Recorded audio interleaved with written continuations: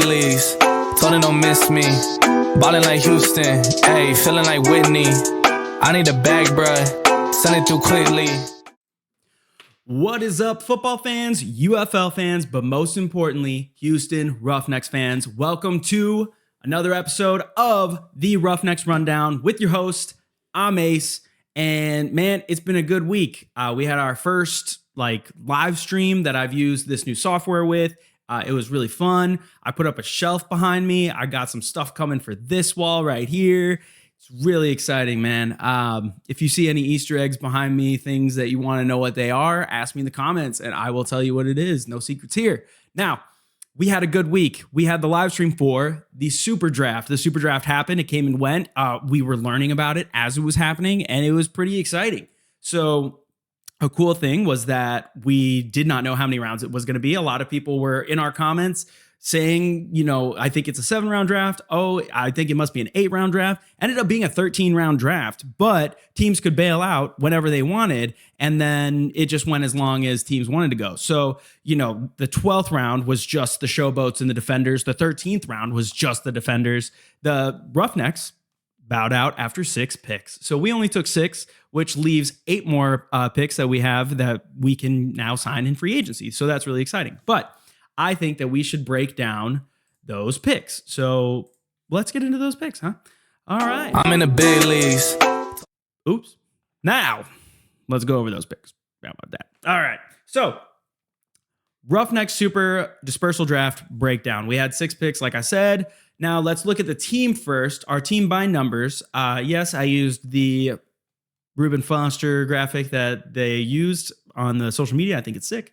Now, still 2 quarterbacks. We now have 5 running backs. We now have 9 wide receivers, 5 tight ends, 12 O-line, 8 defensive ends, 8 defensive tackles, 5 linebackers, 7 corners, 3 safeties, 1 punter. Then we got a kicker and a long snapper. So total, that's wrong now.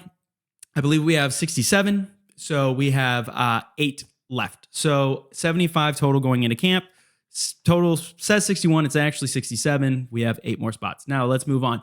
What did we draft? We drafted a running back, a defensive tackle, a wide receiver, an O-lineman, a kicker, and a long snapper. Not in that order. But over here, we can see Ezra Gray and Glenn Logan, 2 of our draft picks. I have them up there. HBCU guy, let's talk about it, man. All right, so Ezra Gray. This is a guy who has been in the USFL. He was on the Breakers. You can see him right there. He's a kick return specialist. He then, I believe midway through season 2, moved over to the Showboats. And so, well, it had to be season 2 because the Showboats were in season 1. But he's a running back. He's 5'7", 174 pounds, pretty small, especially when you look at our running backs. Our running backs are not small, starting with Mark Thompson, moving on from there. TJ Pledger, I believe, is 5'7", but he's like almost 200 pounds. He's pure muscle. Ezra Gray is not that. He runs a 4.32 40 time, and it shows. The dude that's going to be a between the tackles kind of guy. You could see him here last year, almost broke one away against the Stallions. He's just a speed back. Now, you might be sitting here wondering, why? Why would we go get another running back? We already had 4. Now we have 5. We're only probably going to take 3 into the season. You're completely right. But when you look at our team, we have some deep ties, specifically with our head coach, who is possibly going to be a play caller, to these New Orleans Saints back when they had Darren Sproles. Curtis Johnson was a wide receiver coach back on the Saints under Sean Payton back when they had Darren Sproles. They won a Super Bowl over there. He likes to have a scat back. He likes to have that guy in his back pocket. So a guy who runs a 4.32 40, he's a kick return specialist.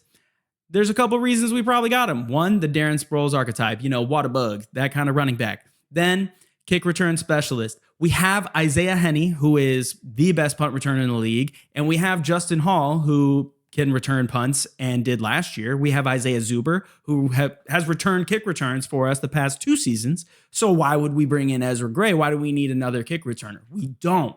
But if they're looking at someone like Isaiah Henney, Justin Hall, and they say, well, we don't necessarily want them to return kicks. Last year, the Panthers had Reggie Corbin returning kicks, and I was watching it the whole time saying, man, he's going to get hurt at some point. Why would you have your best running back, your best offensive weapon returning kicks? And he got hurt. He hurt his shoulder. So why do that to ourselves? Why put Isaiah Henney back there? Why put Justin Hall, Isaiah Zuber? These are guys that we are going to 100% need.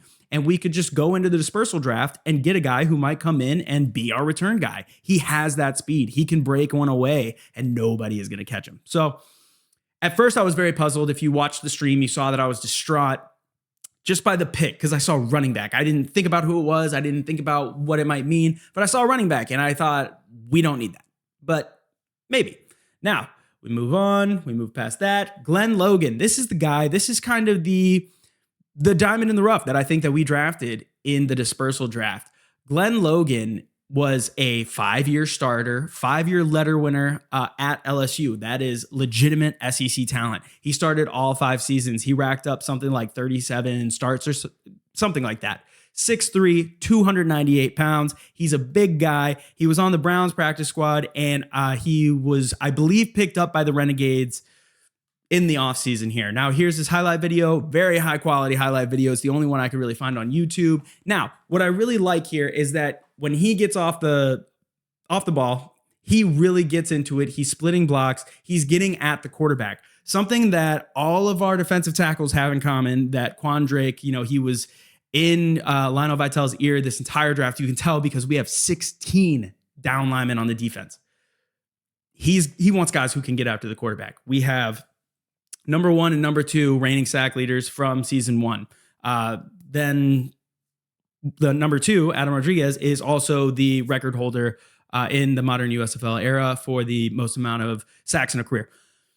Dude, all of our guys get after the quarterback. We'll probably be able to stop the run. I assume we have Toby Johnson in there in the middle plugging it up, but we have guys like Glenn Logan. We have Keontae Shad. We have Olive Sagapolu. Dude, we are going to get after the quarterback, and we have made that clear. So I'm excited to see him. Legitimate SEC talent. He's got green hair. Maybe we dye that red, maybe navy blue. It's going to be sick. So I'm excited about him. Now, very, very exciting. This is the person that I know Mark Thompson is 100% most excited about because he tweeted, he said, I don't really know who we got in the draft, or he told me I don't really know who we got in the draft. All I know is we got Luis Aguilar. And he tweeted, he said, all I know is that we have the best kicker in the league. And he is probably right.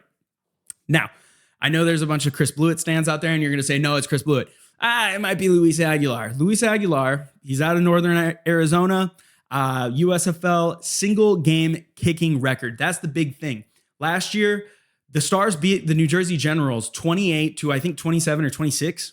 All 28 points came off of this man's leg. Not only that, but he also pulled punting duty for them a lot. So he is versatile. He obviously can make kicks. He made 8 in a row to win a game. Best kicker in the league, man. I'm just going to say it.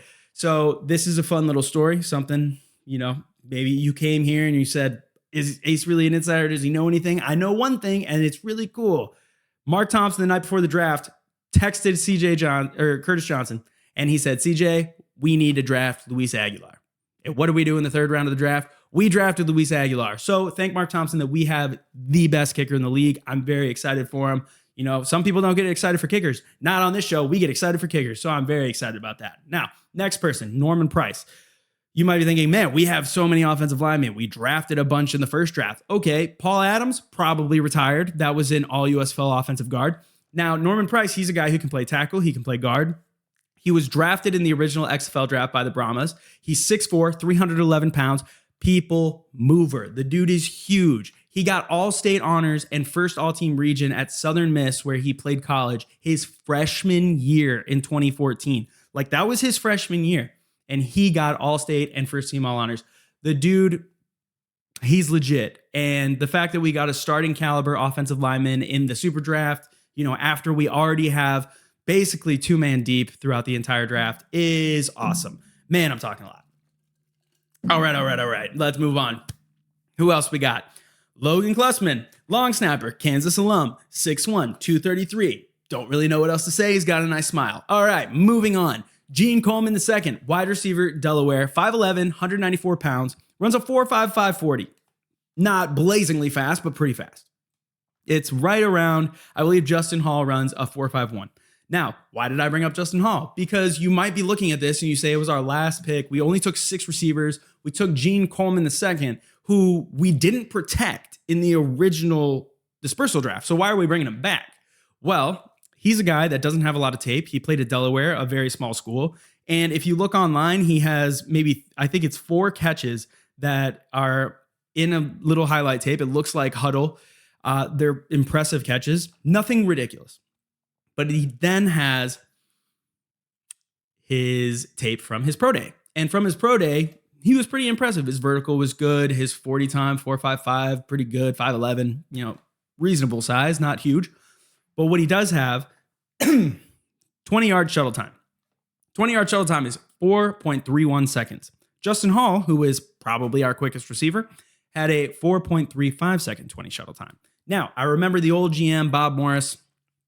He signed a receiver, and I don't remember who it was, but I texted him, and I don't want to put a name out there because what I said next is not the nicest thing. I texted Bob Morris, and I said, I don't understand this pick, coach. I said, I'm looking at it. It doesn't make a lot of sense. Actually, it was a defensive back. I believe it was a defensive back. And I said, coach, it doesn't make a lot of sense. His size isn't anything crazy. We're pretty deep at that position.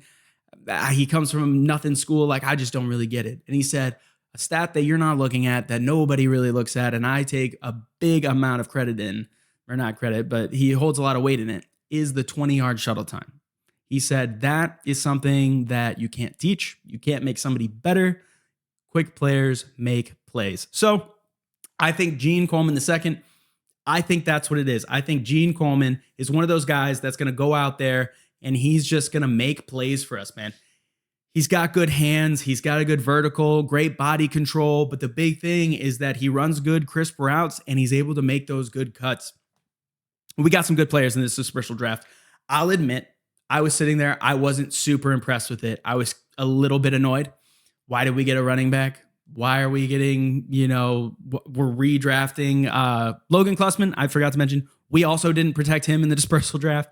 Why are we taking back 2 guys? It's not like we're the defenders where we didn't take anybody in the divisional dispersal draft. Go check out the defenders. They literally just drafted back everybody they weren't able to protect. Apparently, they were very happy. So, them and the Stallions did that. I think we're doing okay. We have 8 more free agency slots that we can do. One of them has to be a quarterback. It's going to be really exciting. We'll see what happens. There's a lot to look forward to. Sorry. My Lord. I can't wait. Free agency is about to be really fun. We're about to have a great time. It's going to be awesome. Until next time, rough them up. #DaRig. #DaRig. I'll see you next time. I'm in the big leagues. Told her don't miss me.